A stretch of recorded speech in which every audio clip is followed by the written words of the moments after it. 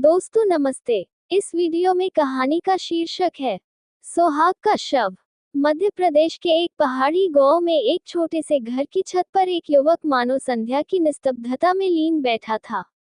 सामने चंद्रमा के मलिन प्रकाश में उदी पर्वतमालाएं अनंत के स्वप्न की भांति गंभीर, रहस्यमय, संगीतमय, मनोहर मालूम होती थी।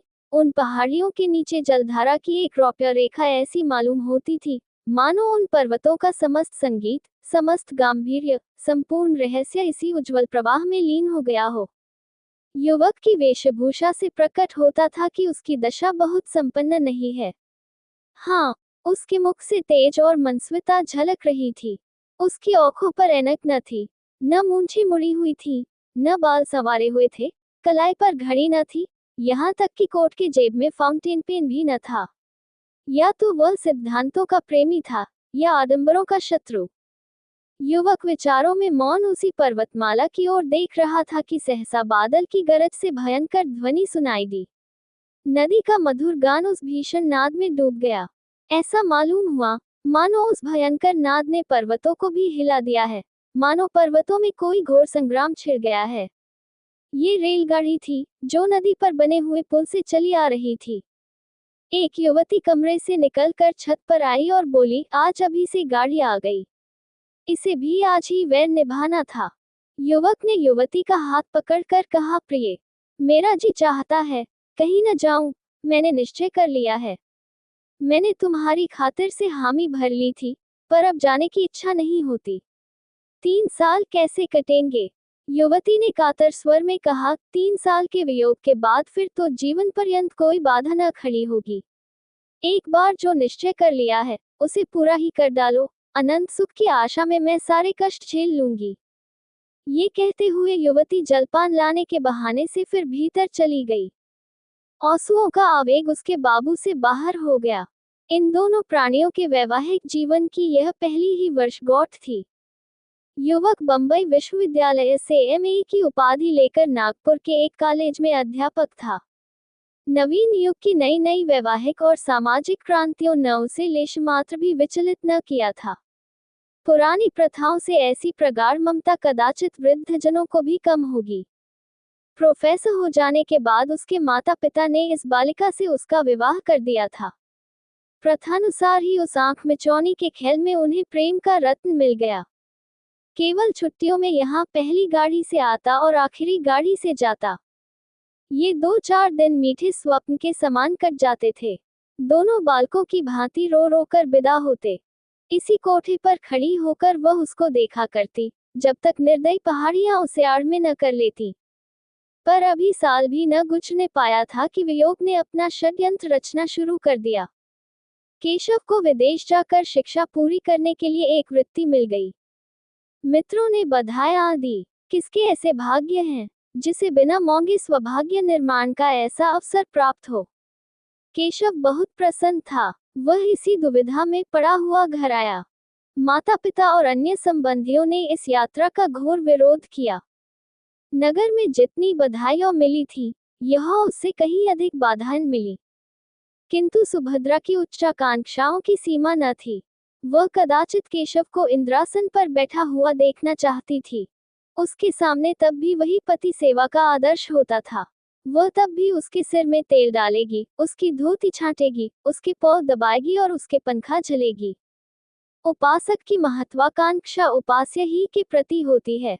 वह उसको सोने का मंदिर बनवाएगा, उसके सिंहासन को रत्नों से सजाएगा, स्वर्ग से पुष्प लाकर भेंट करेगा, पर वह स्वयं वही उपासक रहेगा। जटा के स्थान पर मुकुट या कौपीन की जगह पीतांबर की लालसा उसे कभी नहीं सताती। सुभद्रा ने उस वक्त तक दम न लिया जब तक केशव ने विलायत जाने का वादा न कर लिया। माता पिता ने उसे कमलकिनी और न जाने क्या क्या कहा, पर अंत में सहमत हो गए। सब तैयारियां हो गईं। स्टेशन समीप ही था। यहाँ गाड़ी देर तक खड़ी रहती थी। स्टेशनों के समीपस्थ गांव के निवासियों के लिए गाड़ी का आना शत्रु का धावा नहीं, मित्र का पदार्पण है। गाड़ी आ गई। सुभद्रा जलपान बनाकर पति का हाथ धुलाने आई थी। इस समय केशव की प्रेम कातर आपत्ति ने उसे एक क्षण के लिए विचलित कर दिया। हाँ, कौन जानता है 3 साल में क्या हो जाए। मन में एक आवेश उठा, कह दो प्यारे मत जाओ, थोड़ी ही खाएंगे, मोटा ही पहनेंगे, रो रो कर दिन तो न कटेंगे। कभी केशव के आने में एक आधा महीना लग जाता था, तो वह विकल हो जाया करता थी। यही जी चाहता था, उड़कर उनके पास पहुंच जाऊं। फिर ये निर्दयी 3 वर्ष कैसे कटेंगे। लेकिन उसने कठोरता से इन निराशाजनक भावों को ठुकरा दिया और कांपते कंठ से बोली, जी तो मेरा भी यही चाहता है।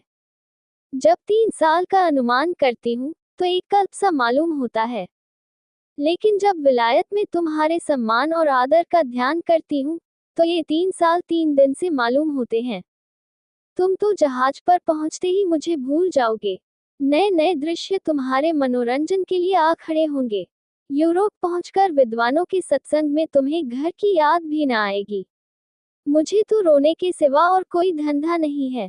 यही स्मृतियां ही मेरे जीवन का आधार होंगी। लेकिन क्या करूं, जीवन की भोग लालसा तो नहीं मानती। फिर जिस वियोग का अंत जीवन की सारी विभूतियां अपने साथ लाएगा, वह वास्तव में तपस्या है। तपस्या के बिना तो वरदान नहीं मिलता। केशव को भी अब ज्ञात हुआ कि क्षणिक मोह के आवेश में स्वभाग्य निर्माण का ऐसा अच्छा अवसर त्याग देना मूर्खता है। खड़े होकर बोले, रोना धोना मत, नहीं तो मेरा जीना लगेगा। सुभद्रा ने उसका हाथ पकड़कर हृदय से लगाते हुए उनके मुंह की ओर सजल नेत्रों से देखा और बोली, पत्र बराबर भेजते रहना। सुभद्रा ने फिर आंखें में आंसू भरे हुए मुस्कुराकर कहा, देखना विलायती मिसों के जाल में न फंस जाना। केशव फिर चारपाई पर बैठ गया और बोला, तुम्हें ये संदेह है तो लो, मैं जाऊंगा ही नहीं। सुभद्रा ने उसके गले में बाहें डालकर विश्वासपूर्ण दृष्टि से देखा और बोली, मैं दिल लगी कर रही थी। अगर इंद्रलोक की अप्सरा भी आ जाए, तो आंख उठाकर न देखूं। ब्रह्मा ने ऐसी दूसरी सृष्टि की ही नहीं। बीच में कोई छुट्टी मिले, तो एक बार चले आना।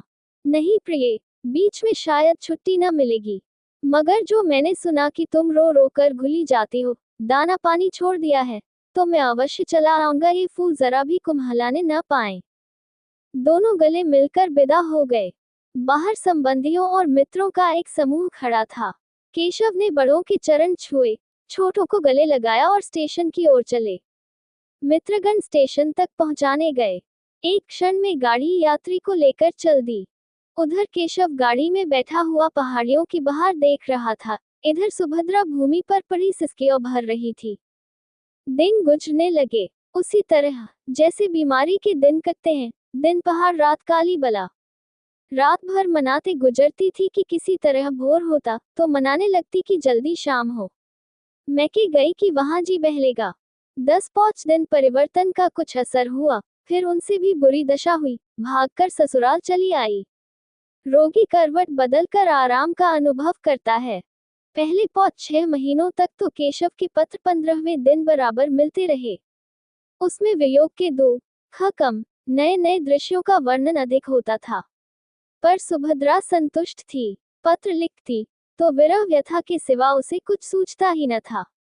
कभी कभी जब जी बेचैन हो जाता, तो पछताती कि व्यर्थ जाने दिया। कहीं एक दिन मर जाऊं, तो उनके दर्शन भी न हों। लेकिन छठे महीने से पत्रों में भी विलंब होने लगा।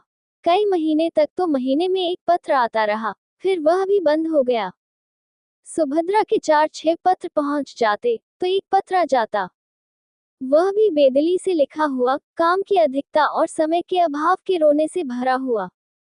एक वाक्य भी ऐसा नहीं, जिससे हृदय को शांति हो, जो टपकते हुए दिल पर मरहम रखे। हाँ, आदि से अंत तक प्रिय शब्द का नाम नहीं। सुभद्रा अधीर हो उठी। उसने यूरोप यात्रा का निश्चय कर लिया। वह सारे कष्ट सह लेगी, सिर पर जो कुछ पड़ेगी सह लेगी, केशव को आंखों से देखती रहेगी। वह इस बात को उनसे गुप्त रखेगी, उनकी कठिनाइयों को और न बढ़ाएगी, उनसे बोलेगी भी नहीं। केवल उन्हें कभी कभी औंख भर कर देख लेगी। यही उसकी शांति के लिए काफी होगा। उसे क्या मालूम था कि उसका केशव उसका नहीं रहा। वह अब एक दूसरी ही कामिनी के प्रेम का भिखारी है। सुभद्रा कई दिनों तक इस प्रस्ताव को मन में रखे हुए सेती रही। उसे किसी प्रकार की शंका न होती थी। समाचार पत्रों के पढ़ते रहने से उसे समुद्री यात्रा का हाल मालूम होता रहता था। एक दिन उसने अपने सास ससुर के सामने अपना निश्चय प्रकट किया। उन लोगों ने बहुत समझाया, रोकने की बहुत चेष्टा की, लेकिन सुभद्रा ने अपना हठ न छोड़ा। आखिर जब लोगों ने देखा कि यह किसी तरह नहीं मानती, तो राजी हो गए। मैके वाले समझाकर हार गए। कुछ रुपए उसने स्वयं जमा कर रखे थे, कुछ ससुराल में मिले। माँ बाप ने भी मदद की। रास्ते के खर्च की चिंता न रही। इंग्लैंड पहुंचकर वह क्या करेगी, इसका अभी उसने कुछ निश्चय न किया। इतना जानती थी कि परिश्रम करने वाले को रोटियों की कहीं कमी नहीं रहती। विदा होते समय सास और ससुर दोनों स्टेशन तक आए। जब गाड़ी ने सीटी दी, तो सुभद्रा ने हाथ जोड़कर कहा, मेरे जाने का समाचार वहां न लिखिएगा, नहीं तो उन्हें चिंता होगी और पढ़ने में उनका जी न लगेगा। ससुर ने आश्वासन दिया। गाड़ी चल दी। लंदन के उस हिस्से में जहां इस समृद्धि के समय में भी दरिद्रता का राज्य है, ऊपर के एक छोटे से कमरे में सुभद्रा एक कुर्सी पर बैठी है। उसे यहाँ आए आज 1 महीना हो गया है। यात्रा के पहले उसके मन में जितनी शंकाएं थी, सभी शांत होती जा रही है। बंबई बंदर में जहाज पर जगह पाने का प्रश्न बड़ी आसानी से हल हो गया। वह अकेली औरत न थी जो यूरोप जा रही हो। 5-6 स्त्रियां और भी उसी जहाज से जा रही थीं। सुभद्रा को न जगह मिलने में कोई कठिनाई हुई, न मार्ग में। यहाँ पहुंचकर और स्त्रियों से संग छूट गया। कोई किसी विद्यालय में चली गई, 2-3 अपने पतियों के पास चली गईं, जो यहाँ पहले आ गए थे। सुभद्रा ने इस मोहल्ले में एक कमरा ले लिया। जीविका का प्रश्न भी उसके लिए बहुत कठिन न रहा। जिन महिलाओं के साथ वह आई थी, उनमें कई उच्च अधिकारियों की पत्नियां थीं। कई अच्छे अंग्रेज घरानों से उनका परिचय था। सुभद्रा को 2 महिलाओं को भारतीय संगीत और हिंदी भाषा सिखाने का काम मिल गया। शेष समय में वह कई भारतीय महिलाओं के कपड़े सीने का काम कर लेती है। केशव का निवास स्थान यहाँ से निकट है, इसीलिए सुभद्रा ने इस मोहल्ले को पंसद किया है। कल केशव उसे दिखाई दिया था। ओह, उन्हें बस से उतरते देखकर उसका चित्त कितना आतुर हो उठा था। बस यही मन में आता था कि दौड़कर उनके गले से लिप जाए और पूछे, क्यों जी, तुम यहाँ आते ही बदल गए? याद है, तुमने चलते समय क्या क्या वादा किए थे? उसने बड़ी मुश्किल से अपने को रोका था। तब से इस वक्त तक उसे मानो नशा सा छाया हुआ है। वह उनके इतने समीप है, चाहे रोज उन्हें देख सकती है, उनकी बातें सुन सकती है, हाँ, स्पर्श तक कर सकती है। अब यह उससे भागकर कहाँ जाएंगे? उनके पत्रों की अब उसे क्या चिंता है? कुछ दिनों के बाद संभव है वह उनसे होटल के नौकरों से जो चाहे पूछ सकती है। संध्या हो गई थी। दिन में बिजली की लालटें रोती औखे की भांति ज्योतिहीन सी हो रही थी। गली में स्त्री पुरुष सैर करने जा रहे थे। सुभद्रा सोचने लगी, इन लोगों को आमोद से कितना प्रेम है, मानो किसी को चिंता ही नहीं, मानो सभी संपन्न हैं। जब ही लोग इतने एकाग्र होकर सब काम कर सकते हैं।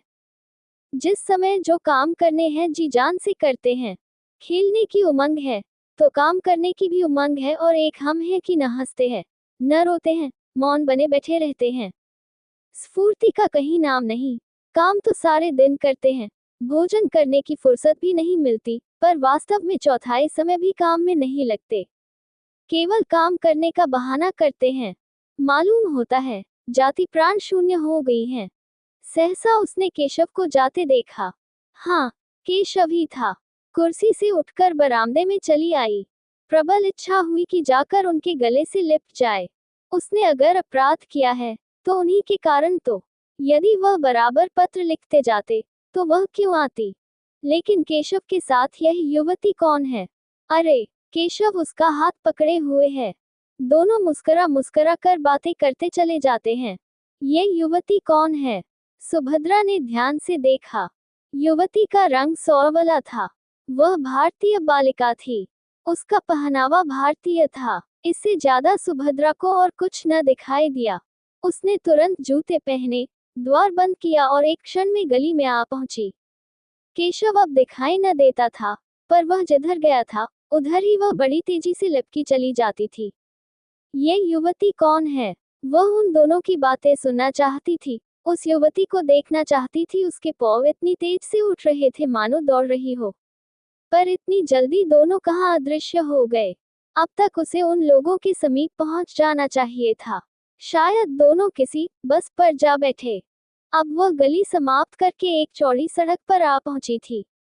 दोनों तरफ बड़ी बड़ी जगमगाती हुई दुकानें थी, जिनमें संसार की विभूति और गर्व से फूली उठी थी।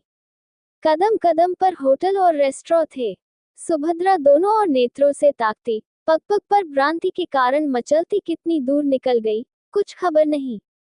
फिर उसने सोचा, यूं कहाँ तक चली जाऊंगी, कौन जाने किधर गए, चलकर फिर अपने बरामदे से देखूं, आखिर इधर से गए हैं तो इधर से लौटेंगे भी। ये ख्याल आते ही वह घूम पड़ी और उसी तरह दौड़ती हुई अपने स्थान की ओर चली। जब वहां पहुंची तो 12 बज गए थे और इतनी देर उसे चलते ही गुजरा। एक क्षण भी उसने कहीं विश्राम नहीं किया। वह ऊपर पहुंची तो गृहस्वामिनी ने कहा, तुम्हारे लिए बड़ी देर से भोजन रखा हुआ है। सुभद्रा ने भोजन अपने कमरे में मंगा लिया, पर खाने की सुधि किसे थी।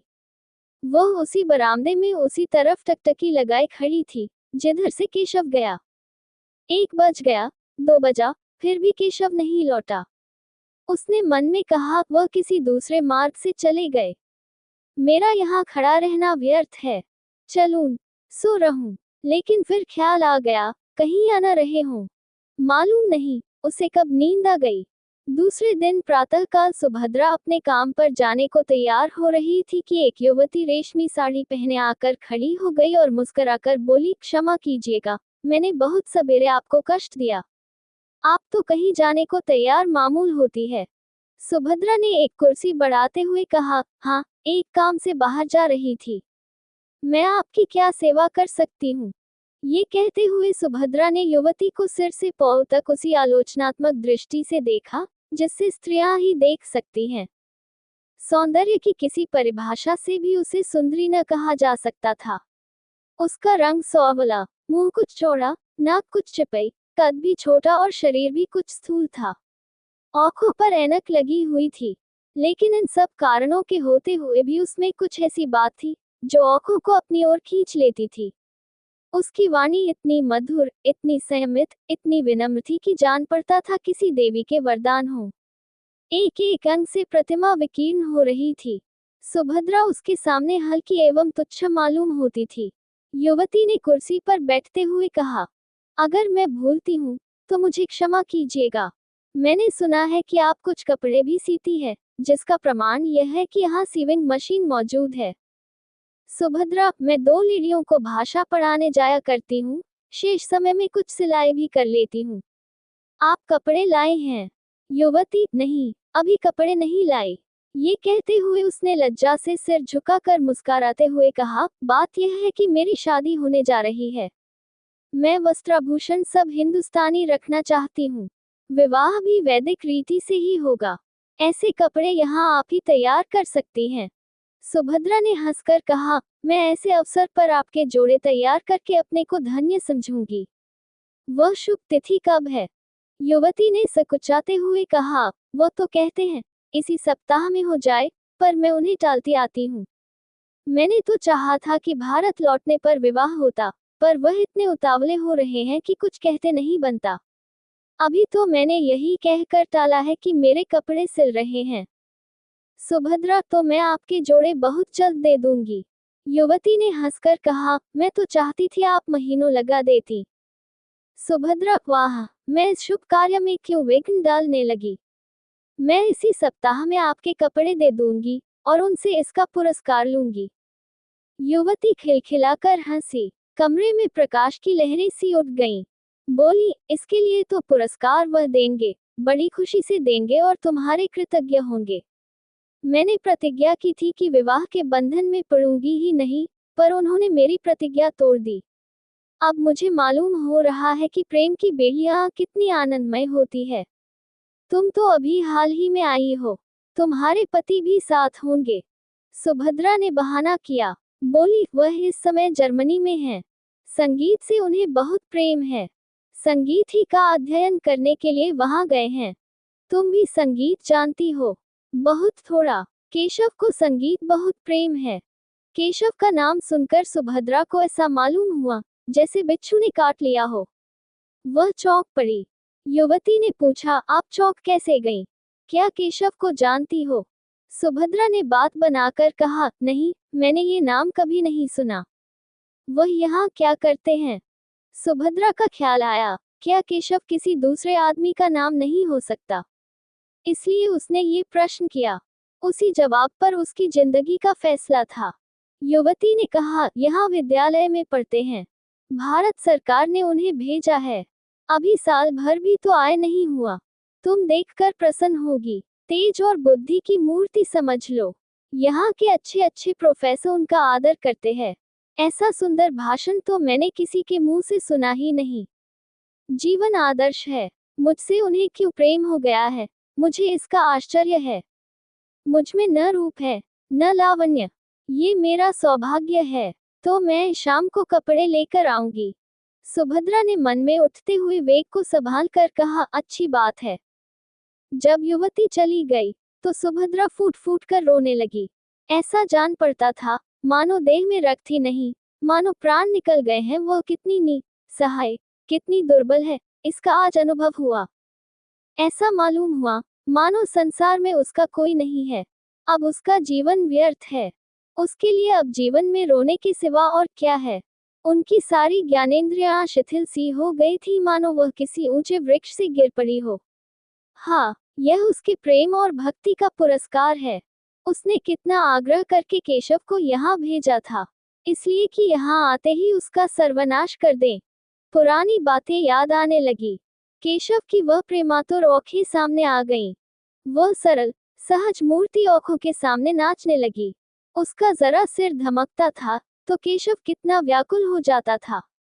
एक बार जब उसे फसली बुखार आ गया था तो केशव घबराकर 15 दिन की छुट्टी लेकर घर आ गया था और उसके सिरहाने बैठा रात भर पंखा झलता रहा था। वही केशव अब इतनी जल्द उससे ऊब उठा। उसके लिए सुभद्रा ने कौन सी बात उठा रखी? वह तो उसी का अपना प्राणाधार, अपना जीवन धन, अपना सर्वस्व समझती थी।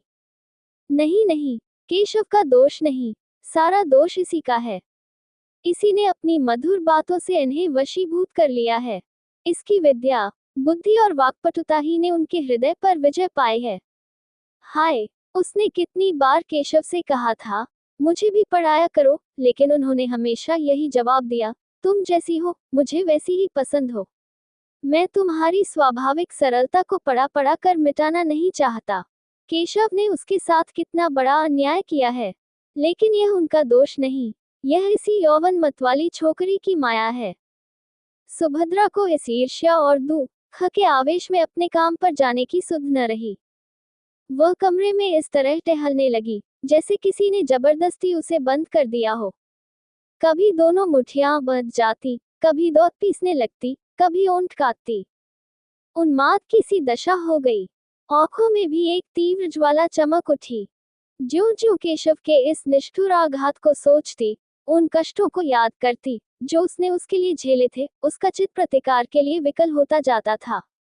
अगर कोई बात हुई होती, आपस में कुछ मनोमालिन्य का लेश भी होता, तो उसे इतना दुख न होता। ये तो उसे ऐसा मालूम होता था कि मानो कोई हंसते हंसते अचानक गले पर चढ़ बैठे। अगर वह उनके योग्य नहीं थी, तो उन्होंने उससे विवाह ही क्यों किया था? विवाह करने के बाद भी उसे क्यों न ठुकरा दिया था? क्यों प्रेम का बीज बोया था? और आज जब वह बीज पल्लवों से लहराने लगा, उसकी जड़ें उसके अंतस्तल के एक एक अणु में प्रविष्ट हो गईं, उसका रक्त उसका सारा उत्सुक वृक्ष को सींचने और पालने में प्रवृत्त हो गया, तो वह आज उसे उखाड़ कर फेंक देना चाहते हैं। क्या हृदय के टुकड़े टुकड़े हुए बिना वृक्ष उखड़ जाएगा? सहसा उसे एक बात याद आ गई। हिंसात्मक संतोष से उसका उत्तेजित मुखमंडल और भी कठोर हो गया। केशव ने अपने पहले विवाह की बात इस युवती से गुप्त रखी होगी। सुभद्रा इसका भंडाफोड़ करके केशव के सारे मंसूबों को धूल में मिला देगी। उसे अपने ऊपर क्रोध आया कि युवती का पता क्यों न पूछ लिया। उसे एक पत्र लिखकर केशव की नीचता, स्वार्थपरता और कायरता की कलई खोल देती, उसके पांडित्य, प्रतिभा और प्रतिष्ठा को धूल में मिला देती। खैर, संध्या समय तो वह कपड़े लेकर आएगी ही। उस समय उससे सारा कच्चा चिट्ठा बयान कर दूंगी। सुभद्रा दिन भर युवती का इंतजार करती रही। कभी बरामदे में आकर इधर उधर निगाह दौड़ाती, कभी सड़क पर देखती, पर उसका कहीं पता न था। मन में झुंझलाती थी कि उसने क्यों उसी वक्त सारा वृतांत न कह सुनाया। केशव का पता उसे मालूम था। उस मकान और गली का नंबर तक याद था, जहां से वह उसे पत्र लिखा करता था। ज्यों-ज्यों दिन ढलने लगा और युवती के आने में विलंब होने लगा, उसके मन में एक तरंगी सी उठने लगी कि जाकर केशव को फटकारे, उसका सारा नशा उतार दे, कहे, तुम इतने भयंकर हिंसक हो, इतने महान धूर्त हो, यह मुझे मालूम न था। तुम यही विद्या सीखने यहाँ आए थे। तुम्हारे पांडित्य की यही फल है। तुम एक अबला को जिसने तुम्हारे ऊपर अपना सर्वस्व अर्पण कर दिया, यूं छल सकते हो? तुम में क्या मनुष्यता नाम को भी नहीं रह गई? आखिर तुमने मेरे लिए क्या सोचा है? मैं सारी जिंदगी तुम्हारे नाम को रोती रहूं, लेकिन अभिमान हर बार उसके पैरों को रोक लेता। नहीं, जिसने उसके साथ ऐसा कपट किया है, उसका इतना अपमान किया है, उसके पास वह न जाएगी। वह उसे देखकर अपने आंसुओं को रोक सकेगी या नहीं, इसमें उसे संदेह था, और केशव के सामने वह रोना नहीं चाहती थी। अगर केशव उससे घृणा करता है, तो वह भी केशव से घृणा करेगी। संध्या भी हो गई, पर युवती न आई। बत्तियां अभी जली, पर उसका पता नहीं। एकाएक उसे अपने कमरे के द्वार पर किसी के आने की आहट मालूम हुई। वह कूदकर बाहर निकल आई। युवती कपड़ों का एक पुलिंदा लिए सामने खड़ी थी। सुभद्रा को देखते ही बोली, क्षमा करना, मुझे आने में देर हो गई। बात यह है कि केशव को किसी बड़े जरूरी काम से जर्मनी जाना है। वहां उन्हें 1 महीने से ज्यादा लग जाएगा। वह चाहते हैं कि मैं भी उनके साथ चलूं। मुझसे उन्हें अपनी थीसिस लिखने में बड़ी सहायता मिलेगी। बर्लिन के पुस्तकालयों को छानना पड़ेगा। मैंने भी स्वीकार कर लिया है। केशव की इच्छा है कि जर्मनी जाने के पहले हमारा विवाह हो जाए। कल संध्या समय संस्कार हो जाएगा।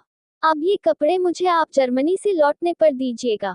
विवाह के अवसर पर हम मामूली कपड़े पहन लेंगे। और क्या करती? इसके सिवा कोई उपाय न था। केशव का जर्मन जाना अनिवार्य है। सुभद्रा ने कपड़ों को मेज पर रख कर कहा, आपको धोखा दिया गया है। युवती ने घबरा कर पूछा, धोखा? कैसा धोखा? मैं बिल्कुल नहीं समझती। तुम्हारा मतलब क्या है? सुभद्रा ने संकोच के आवरण को हटाने की चेष्टा करते हुए कहा, केशव तुम्हें धोखा देकर तुमसे विवाह करना चाहता है। केशव ऐसा आदमी नहीं है जो किसी को धोखा दे। क्या तुम केशव को जानती हो? केशव ने तुमसे अपने विषय में सब कुछ कह दिया है। सब कुछ। मेरा तो यही विचार है कि उन्होंने एक बात भी नहीं छिपाई। तुम्हें मालूम है कि उसका विवाह हो चुका है। युवती की मुख ज्योति कुछ मलिन पड़ गई, उसकी गर्दन लज्जा से झुक गई। अटक अटक कर बोली, हाँ, उन्होंने मुझसे ये बात कही थी। सुभद्रा परास्त हो गई। घृणा सूचक नेत्रों से देखती हुई बोली, ये जानते हुए भी तुम केशव से विवाह करने पर तैयार हो? युवती ने अभिमान से देखकर कहा, तुमने केशव को देखा है? नहीं, मैंने उन्हें कभी नहीं देखा। फिर तुम उन्हें कैसे जानती हो? मेरे एक मित्र ने मुझसे यह बात कही है, वह केशव को जानता है। अगर तुम एक बार केशव को देख लेती, एक बार उससे बातें कर लेती, तो मुझसे ये प्रश्न न करती। एक नहीं, अगर उन्होंने 100 विवाह किए होते, तो मैं इनकार न करती। उन्हें देखकर मैं अपने को बिल्कुल भूल जाती हूँ। अगर उनसे विवाह न करूं, तो फिर मुझे जीवन भर अविवाहित ही रहना पड़ेगा।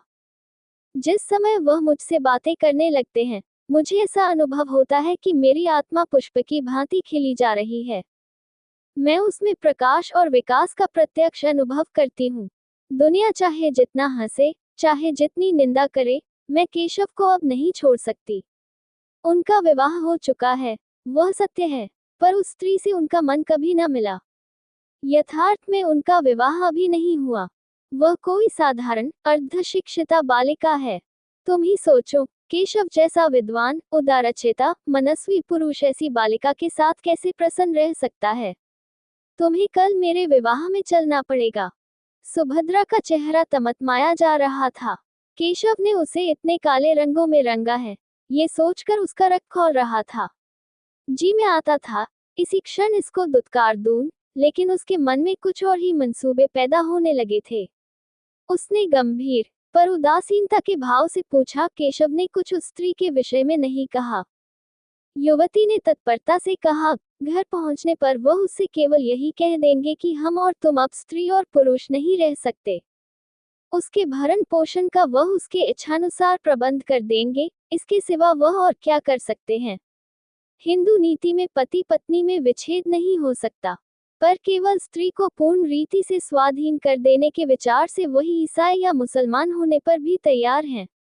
वह तो अभी उसे इसी आशय का एक पत्र लिखने जा रहे थे, पर मैंने ही रोक लिया।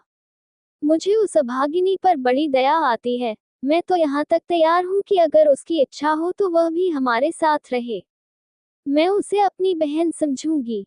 किंतु केशव इससे सहमत नहीं होते। सुभद्रा ने व्यंग्य से कहा, रोटी कपड़ा देने को तैयार ही है, स्त्री को इसके सिवा और क्या चाहिए।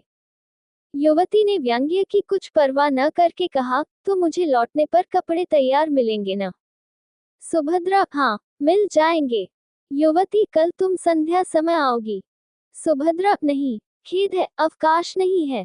युवती ने कुछ न कहा, चली गई। सुभद्रा कितना ही चाहती थी कि समस्या पर शांतचित्त होकर विचार करे, पर हृदय में मानो ज्वाला सी दहक रही थी। केशव के लिए वह अपने प्राणों का कोई मूल्य नहीं समझी थी। वही केशव उसे पैरों से ठुकरा रहा है। यह आघात इतना आकस्मिक, इतना कठोर था कि उसकी चेतना की सारी कोमलता मूर्छित हो गई। उसके एक एक अणु प्रतिकार के लिए तड़पने लगा। अगर यही समस्या इसके विपरीत होती, तो क्या सुभद्रा की गर्दन पर छुरी न फिर गई होती?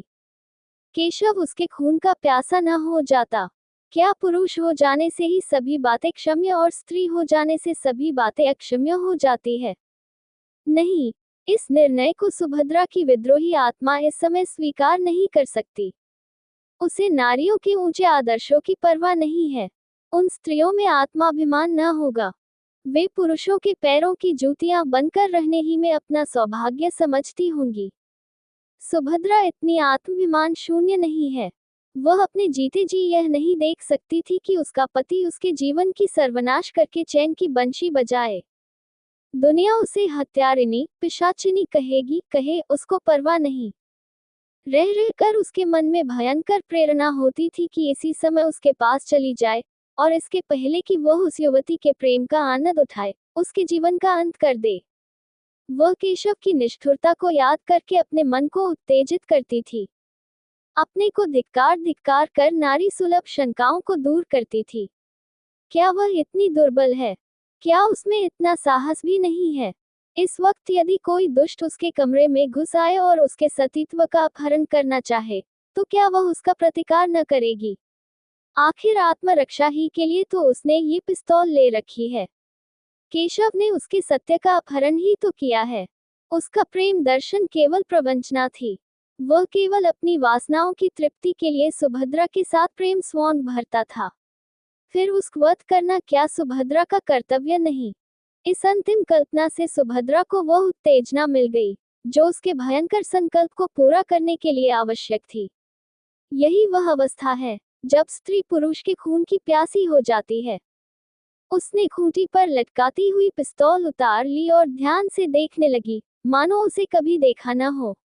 कल संध्या समय जब कार्य मंदिर के केशव और उसकी प्रेमिका एक दूसरे के सम्मुख बैठे हुए होंगे, उसी समय वह इस गोली से केशव की प्रेम लीलाओं का अंत कर देगी। दूसरी गोली अपनी छाती में मार लेगी। क्या वह रो रोकर अपना अधम जीवन काटेगी? संध्या का समय था। आर्य मंदिर के आंगन में वर और वधू इष्ट मित्रों के साथ बैठे हुए थे। विवाह का संस्कार हो रहा था। उसी समय सुभद्रा पहुंची और बदामदे में आकर एक खंभे की आड़ में इस भांति खड़ी हो गई कि केशव का मुंह उसके सामने था। उसकी आंखें में वह दृश्य खींच गया, जब आज से 3 साल पहले उसने इसी भांति केशव को मंडप में बैठे हुए आड़ से देखा था। तब उसका हृदय कितना उच्छ्वासित हो रहा था, अंतस्थल में गुदगुदी सी हो रही थी। कितना अपार अनुराग था, कितनी असीम अभिलाषाएं थी, मानो जीवन प्रभात का उदय हो रहा हो। जीवन मधुर संगीत की भांति सुखद था, भविष्य उषा स्वप्न की भांति सुंदर। क्या ये वही केशव है? सुभद्रा को ऐसा भ्रम हुआ, मानो ये केशव नहीं है। हाँ, ये वह केशव नहीं था।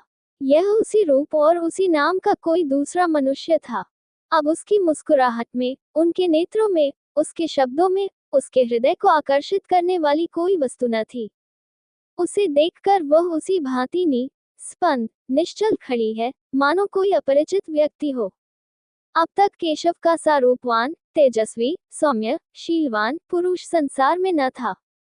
पर अब सुभद्रा को ऐसा जान पड़ा कि वहां बैठे हुए युवकों में और उसमें कोई अंतर नहीं है। वही ईर्ष्याग्नि जिसमें वह जली जा रही थी, वह हिंसा कल्पना जो उसे वहां तक लाई थी, मानो एकदम शांत हो गई। विरक्त हिंसा से भी अधिक हिंसात्मक होती है। सुभद्रा की हिंसा कल्पना में एक प्रकार का ममत्व था, उसका केशव, उसका प्राणवल्लभ, उसका जीवन सर्वस्व और किसी का नहीं हो सकता। पर अब वह ममत्व नहीं है, वह उसका नहीं है, उसे अब परवाह नहीं, उस पर किसका अधिकार होता है। विवाह संस्कार समाप्त हो गया, मित्रों ने बधाइयां दी, सहेलियों ने मंगलगान किया, फिर लोग मेजों पर जा बैठे, दावत होने लगी। रात के 12 बज गए, पर सुभद्रा वही पाषाण मूर्ति की भांति खड़ी रही, मानो कोई विचित्र स्वप्न देख रही हो। हाँ, जैसे कोई बस्ती उजड़ गई हो, जैसे कोई संगीत बंद हो गया हो, जैसे कोई दीपक बुझ गया है। जब लोग मंदिर से निकले, तो वह भी निकले, तो वह भी निकल आई, पर उसे कोई मार्ग न सूझता था। परिचित सड़कें उसे भूली हुई सी जान पड़ने लगी। सारा संसार ही बदल गया था। वह सारी रात सड़कों पर भटकती फिरी, घर का कहीं पता नहीं। सारी दुकानें बंद हो गईं, सड़कों पर सन्नाटा छा गया, फिर भी वह अपना घर ढूंढती हुई चली जा रही थी। हाय, क्या इसी भांति उसे जीवन पथ में भी भटकना पड़ेगा। सहसा एक पुलिसमैन ने पुकारा, मैडम, तुम कहाँ जा रही हो? सुभद्रा ने ठिठक कर कहा, कहीं नहीं। तुम्हारा स्थान कहाँ है? मेरा स्थान? हाँ, तुम्हारा स्थान कहाँ है? मैं तुम्हें बड़ी देर से इधर उधर भटकते देख रहा हूँ। किस स्ट्रीट में रहती हो? सुभद्रा को उस स्ट्रीट का नाम तक न याद था। तुम्हें अपने स्ट्रीट का नाम तक याद नहीं? भूल गई? याद नहीं आता? सहसा उसकी दृष्टि सामने के एक साइन बोर्ड की तरफ उठी। ओह, यही तो उसकी स्ट्रीट है। उसने सिर उठाकर इधर उधर देखा। सामने ही उसका डेरा था, और इसी गली में, अपने ही घर के सामने, न जाने कितनी देर से वह चक्कर लगा रही थी। अभी प्रातःकाल ही था कि युवती सुभद्रा के कमरे में पहुंची। वह उसके कपड़े सी रही थी। उसका सारा तन मन कपड़ों में लगा हुआ था। कोई युवती इतनी एकाग्रचित होकर अपना श्रृंगार भी न करती होगी। न जाने उससे कौन सा पुरस्कार लेना चाहती थी। उसे युवती के आने की खबर न हुई। युवती ने पूछा, तुम कल मंदिर में नहीं आई? सुभद्रा ने सिर उठाकर देखा, तो ऐसा जान पड़ा, मानो किसी कवि की कोमल कल्पना मूर्तिमय हो गई है। उसकी उपछवि अनिंद्य थी। प्रेम की विभूति रोम रोम से प्रदर्शित हो रही थी। सुभद्रा दौड़कर उसके गले से लिपट गई, जैसे उसकी छोटी बहन आ गई हो, और बोली, हाँ, गई तो थी। मैंने तुम्हें नहीं देखा। हाँ, मैं अलग थी। केशव को देखा। हाँ, देखा। धीरे से क्यों बोली? मैंने कुछ झूठ कहा था। सुभद्रा ने सहृदयता से मुस्कुराकर कहा, मैंने तुम्हारी आंखों से नहीं, अपनी आंखों से देखा। मुझे तो वह तुम्हारे योग्य नहीं जंचे। तुम्हें ठग लिया। युवती खिलखिलाकर हंसी और बोली, वह मैं समझती हूँ, मैंने उन्हें ठगा है। एक बार वस्त्राभूषणों से सजकर अपनी छवि आईने में देखी तो मालूम हो जाएगा। तब क्या मैं कुछ और हो जाऊंगी। अपने कमरे से फर्श, तस्वीरें, हाड़ियां, गमले आदि निकाल कर देख लो, कमरे की शोभा वही रहती है। युवती ने सिर हिलाकर कहा, ठीक कहती हो, लेकिन आभूषण कहाँ से लाऊं? न जाने अभी कितने दिनों में बनने की नौबत आए। मैं तुम्हें अपने गहने पहना दूंगी। तुम्हारे पास गहने हैं? बहुत। देखो, मैं अभी लाकर तुम्हें पहनाती हूँ। युवती ने मुंह से तो बहुत नहीं नहीं किया, पर मन में प्रसन्न हो रही थी। सुभद्रा ने अपने सारे गहने पहना दिए। अपने पास एक छल्ला भी न रखा। युवती को यह नया अनुभव था। उसे इस रूप में निकलते शर्म तो आती थी, पर उसका रूप चमक उठा था। इसमें संदेह न था। उसने आईने में अपनी सूरत देखी तो उसकी सूरत जगमगा उठी, मानो किसी वियोगिनी को अपने प्रियतम का संवाद मिला हो। मन में गुदगुदी होने लगी। वह इतनी रूपवती है, उसे उसकी कल्पना भी न थी। कहीं केशव इस रूप में उसे देख लेते, वह आकांक्षा उसके मन में उदय हुई, पर कहे कैसे। कुछ देर में बाद लज्जा से सिर झुकाकर बोली, केशव मुझे इस रूप में देखकर बहुत हंसेगे। सुभद्रा, हंसेगे नहीं, बलया लेंगे, औखी खुल जाएगी। तुम आज इसी रूप में उसके पास जाना। युवती ने चकित होकर कहा, सच? आप इसकी अनुमति देती हैं? सुभद्रा ने कहा, बड़े हर्ष से। तुम्हें संदेह न होगा? बिल्कुल नहीं। और जो मैं 2-4 दिन पहने रहूं, तुम 2-4 महीने पहने रहो, आखिर पड़े ही तो है। तुम भी मेरे साथ चलो। नहीं, मुझे अवकाश नहीं है। अच्छा, लो मेरे घर का पता नोट कर लो। हाँ, लिख दो, शायद कभी आऊं। एक क्षण में युवती वहां से चली गई। सुभद्रा अपनी खिड़की पर उसे इस भांति प्रसन्न मुख खड़ी देख रही थी, मानो उसकी छोटी बहन हो। ईर्ष्या या द्वेष का लेश भी उसके मन में न था। मुश्किल से 1 घंटा गुजरा होगा कि युवती लौटकर बोली, सुभद्रा क्षमा करना, मैं तुम्हारा समय बहुत खराब कर रही हूँ। केशव बाहर खड़े हैं, बुला लूं। एक क्षण, केवल एक क्षण के लिए, सुभद्रा कुछ घबरा गई। उसने जल्दी से उठकर मेज पर पड़ी हुई चीजें इधर उधर हटा दी, कपड़े करीने से रख दिए। उसने जल्दी से उलझे हुए बाल संभाल लिए, फिर उदासीन भाव से मुस्कुराकर बोली, उन्हें तुमने क्यों कष्ट दिया? जाओ, बुला लो। 1 मिनट में केशव ने कमरे में कदम रखा और चौंक कर पीछे हट गए, मानो पौ जल गया हो। मुंह से एक चीख निकल गई। सुभद्रा गंभीर, शांत, निश्चल अपनी जगह पर खड़ी रही।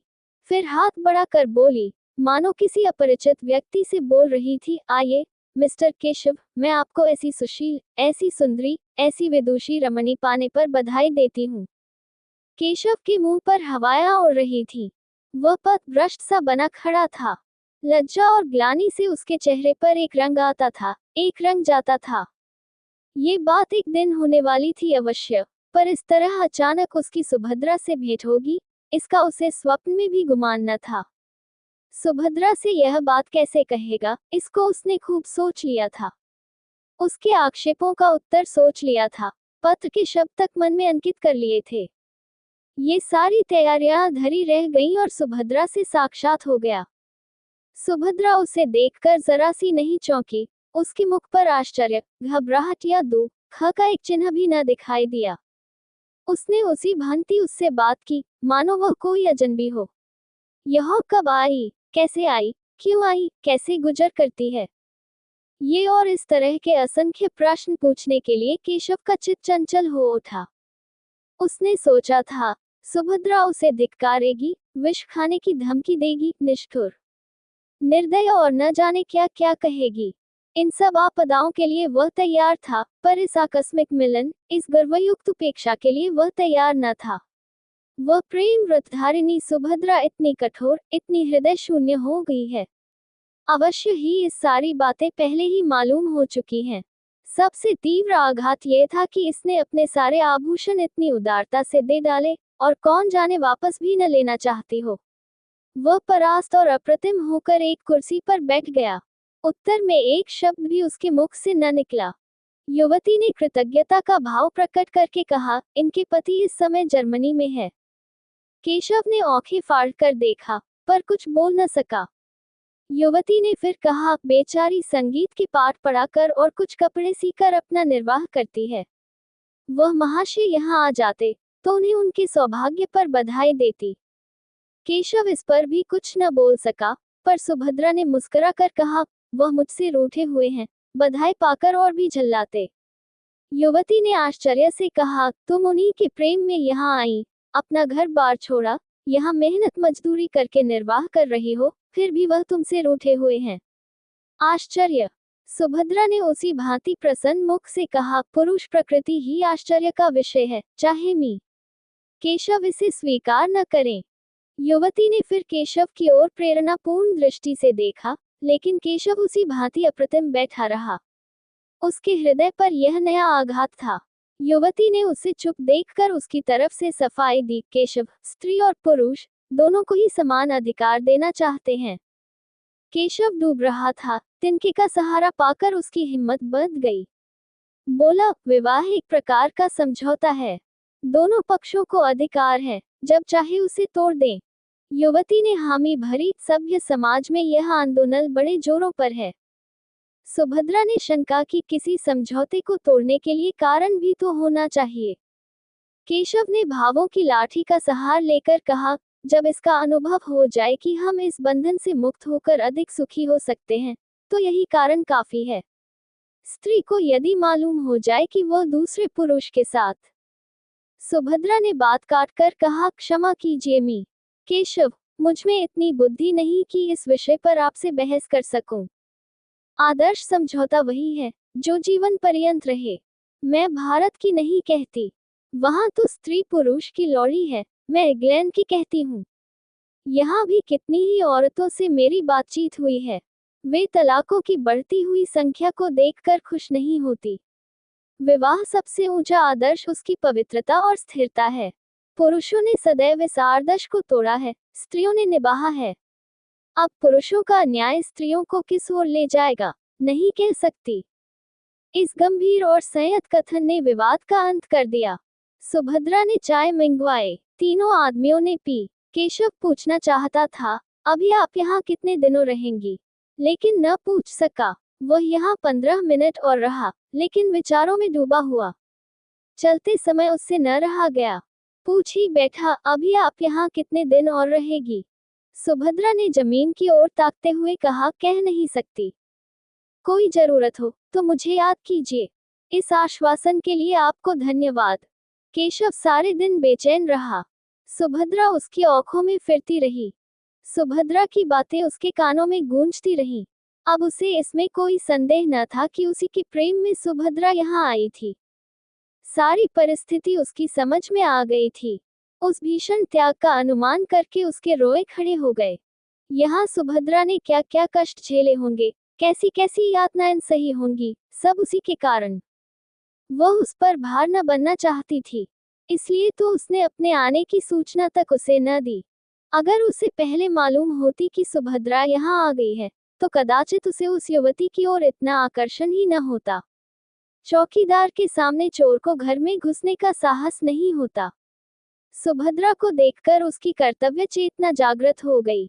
उसके पैरों पर गिरकर उससे क्षमा मांगने के लिए उसका मन अधीर हो उठा। वह उसके मुंह से सारा वृतांत सुनेगा। यह मौन उपेक्षा उसके लिए असह्य थी। दिन तो केशव ने किसी तरह काटा, लेकिन ज्यों ही रात के 10 बजे वह सुभद्रा से मिलने चला। युवती ने पूछा, कहाँ जाते हो? केशव ने बूट का लेस बांधते हुए कहा, जरा एक प्रोफेसर से मिलना है, इस वक्त आने का वादा कर चुका हूँ। जल्द आना। बहुत जल्द आऊंगा। केशव घर से निकला तो उसके मन में कितनी ही विचार तनरगे उठने लगी। कहीं सुभद्रा मिलने से इनकार कर दे तो? नहीं, ऐसा नहीं हो सकता। वह इतनी अनुदार नहीं है। हाँ, ये हो सकता है कि वह अपने विषय में कुछ न कहे। उसे शांत करने के लिए उसने एक कृपा की कल्पना कर डाली। ऐसा बीमार था कि बचने की आशा न थी। उर्मिला ने ऐसी तन्मय होकर उसकी सेवा शुश्रूषा की कि उसे उससे प्रेम हो गया। कथा का सुभद्रा पर जो असर पड़ेगा, इसके विषय में केशव को कोई संदेह न था। परिस्थिति का बोध होने पर वह उसे क्षमा कर देगी। लेकिन इसका फल क्या होगा? क्या वह दोनों के साथ एक सा प्रेम कर सकता है? सुभद्रा को देख लेने के बाद उर्मिला को शायद उसके साथ साथ रहने में आपत्ति हो। आपत्ति हो ही कैसे सकती है? उससे यह बात छिपी नहीं है। हाँ, ये देखना है कि सुभद्रा भी इसे स्वीकार करती है कि नहीं। उसने जिस उपेक्षा का परिचय दिया है, उसे देखते हुए तो उसके मान में संदेह ही जान पड़ता है। मगर वह उसे मनाएगा, उसकी विनती करेगा, उसके पैरों पड़ेगा और अंत में उसे मनाकर ही छोड़ेगा। सुभद्रा से प्रेम और अनुराग का नया प्रमाण पाकर वह मानो एक कठोर निद्रा से जाग उठा था। उसे अब अनुभव हो रहा था कि सुभद्रा के लिए उसके हृदय जो स्थान था, वह खाली पड़ा हुआ है। उर्मिला उस स्थान पर अपना आधिपत्य नहीं जमा सकती। अब उसे ज्ञात हुआ कि उर्मिला के प्रति उसका प्रेम केवल वह तृष्णा थी जो स्वादयुक्त पदार्थों को देखकर ही उत्पन्न होती है। वह सच्ची क्षुधा न थी। अब फिर उसे सरल सामान्य भोजन की इच्छा हो रही थी। विलासिनी उर्मिला कभी इतना त्याग कर सकती है, इसमें उसे संदेह था। सुभद्रा के घर के निकट पहुंचकर केशव का मन कुछ कातर होने लगा। लेकिन उसने जी कड़ा करके जीने पर कदम रखा और क्षण में सुभद्रा के द्वार पर पहुंचा, लेकिन कमरे का द्वार बंद था। अंदर भी प्रकाश न था। अवश्य ही वह कहीं गई है, आती ही होगी। तब तक उसने बरामदे में टहलने का निश्चय किया। सहसा मालकिन आती हुई दिखाई दी। केशव ने बढ़कर पूछा, आप बता सकती हैं कि यह महिला कहाँ गई है? मालकिन ने उसे सिर से पांव तक देखकर कहा, वह तो आज यहाँ से चली गई। केशव ने हकबका कर पूछा, चली गई? कहाँ चली गई? ये तो मुझसे कुछ नहीं बताया। कब गई? वह तो दोपहर को ही चली गई। अपना असबाव लेकर गई। असबाव किसके लिए छोड़ जाती? हाँ, एक छोटा सा पैकेट अपनी एक सहेली के लिए छोड़ गई हैं। उस पर मिसेज केशव लिखा हुआ है। मुझसे कहा था कि यदि वहां भी जाए तो उन्हें दे देना, नहीं तो डाक से भेज देना। केशव को अपना हृदय इस तरह बैठता हुआ मालूम हुआ जैसे सूर्य का अस्त होना। एक गहरी सांस लेकर बोला, आप मुझे वह पैकेट दिखा सकती हैं? केशव मेरा ही नाम है। मालकिन ने मुस्कुरा कर कहा, मिसेज केशव को कोई आपत्ति तो न होगी? तो फिर मैं उन्हें बुला लाऊं? हाँ, उचित तो यही है। बहुत दूर जाना पड़ेगा। केशव कुछ ठिठकता हुआ जीने की ओर चला, तो मालकिन ने फिर कहा, मैं समझती हूँ, आप इसे ले ही जाइए, व्यर्थ आपको क्यों दौड़ाऊं? मगर कल मेरे पास एक रसीद भेज दीजिएगा, शायद उसकी जरूरत पड़े। ये कहते हुए उसने एक छोटा सा पैकेट लाकर केशव को दे दिया। केशव पैकेट लेकर इस तरह भागा, मानो कोई चोर भागा जा रहा हो। इस पैकेट में क्या है, ये जानने के लिए उसका हृदय व्याकुल हो रहा था। इसे इतना विलंब असह्य था कि अपने स्थान पर जाकर उसे खोले।